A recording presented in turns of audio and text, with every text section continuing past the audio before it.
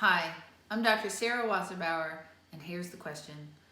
We're recording from my home office tonight, so if there's a little bit of echo, I really am sorry. Everything has been shut down because of COVID-19. We still are in our office for very limited patient encounters, so you should call us if you need us. We will be there, but for right now, I'm answering phone calls, emails, texts, and faxes from home, from my home computer. So if that goes off while we're recording, please ignore it.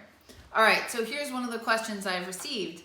My shed hairs are thinner at the roots. Now this is a 20-year-old guy, and what he's noticing is that as his hair is falling out and he's looking at the hair that is shedding, he noticed that it tapers down and is smaller at the root than it is elsewhere, okay? And he's wondering if this is an early sign of miniaturization.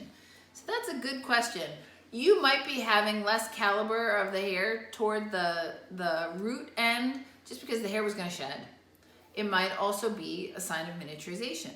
It might also be the fact that you're shedding might also be a sign of stress. Now, thank goodness, this is one of those things that you can usually diagnose from the patient's history and from talking to them. You don't have to actually see the hair with the tapered root in order to make a diagnosis here. But if they did a consultation with me over any of the video conferencing things and I noticed that they had some loss in those areas that would be consistent with male pattern hair loss, the most likely thing is that this is miniaturization, and especially if they have a family history. The nice thing about this, even during a video consult, is that you can usually start treatment without having to, go through an evaluation where I'd have to see you like I would for surgery. If I've been able to make the diagnosis with, fair amount of certainty, you can start topical minoxidil, you can start oral finasteride, as long as we have the pertinent medical information that we need in order to make a safe diagnosis and a reasonable recommendation for treatment. There's a lot of stuff that you can do.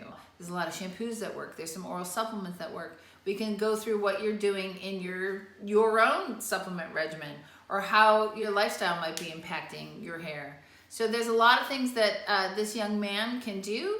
And the nice thing is we can probably diagnose a lot of this through a video consultation.